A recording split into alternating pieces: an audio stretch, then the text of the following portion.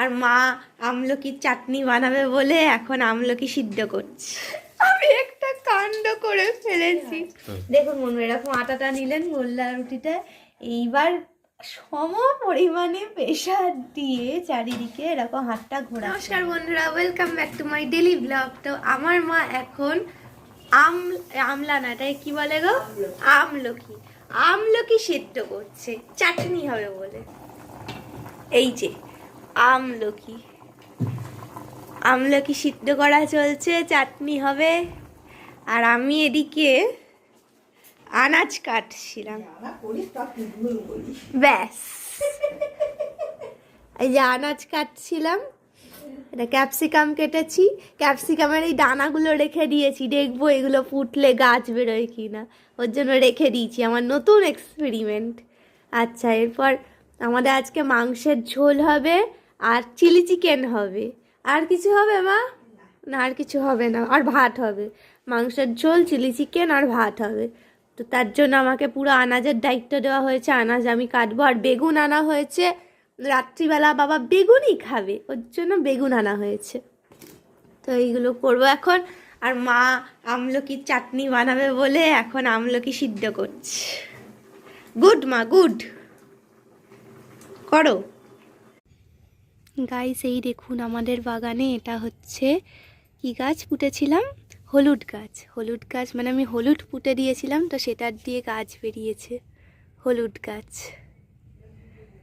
আর করলা গাছে তো ফুল ধরেই আছে, করলা কবে হবে জানি না, আবার অনেকগুলো ফুল ধরেছে দেখছি করলা গাছে। গাইস দেখুন দাদা কেমন ডায়েট মেনটেন করছে। এই দেখুন কি আছে এর মধ্যে, পাখির খাবার।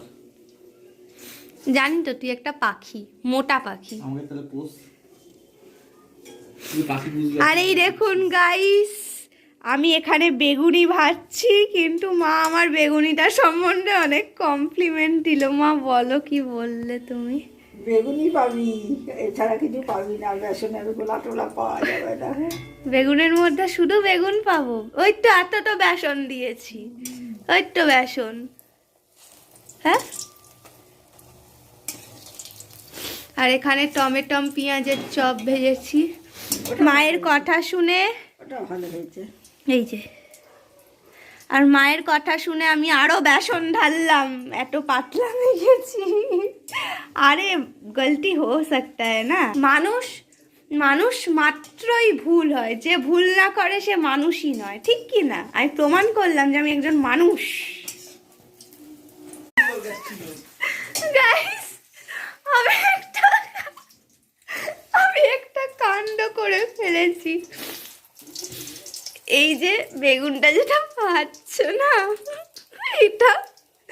এটা এই বেসনের চোবানো ছিল, এটাই বেসনের চোবানো ছিল, ঠিক আছে?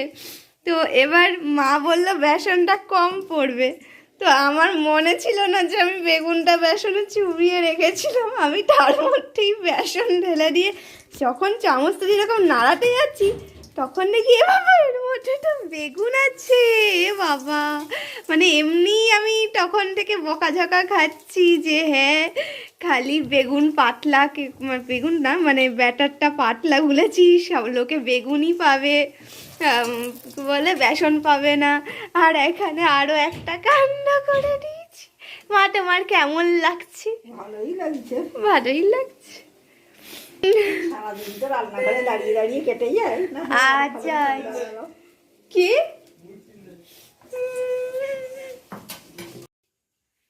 গাইস, এখন আমরা বেলছি রুটি, মানে আমি বেলছি রুটি। তো রুটি বেলছি, রাত্রিবেলা রুটি খাবো চিকেন দিয়ে। আর ক্যামেরা ধরে আছে আমার দাদা। তো আর মা এখন রুটিটা সেঁকছে গেছে। তো তুমিও বলো কি করে উল্টাতে হয়। লোকে না পাগল বলবে।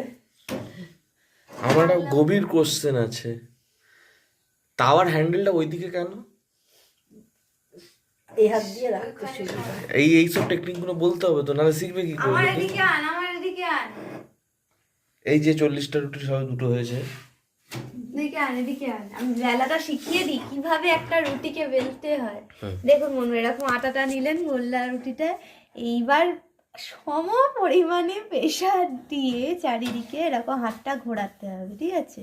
আটা দেওয়ার কারণে রুটিটা কিন্তু নিজে থেকেই ঘুরবে এরকম, খালি আপনার প্রেশারটা চারিদিকে সমান রাখতে হবে, তবেই পারফেক্ট হবে, ঠিক আছে? এরকম দিয়ে আস্তে আস্তে আস্তে আস্তে ঘোরাতে হবে, এই ঘোরাতে থাকবেন এরকম করে, হয়ে গেল, একসময় বড় হয়ে যাবে এরকম। সব মানুষের বয়সের মতো হুট করে একসময় বড় হয়ে যায়।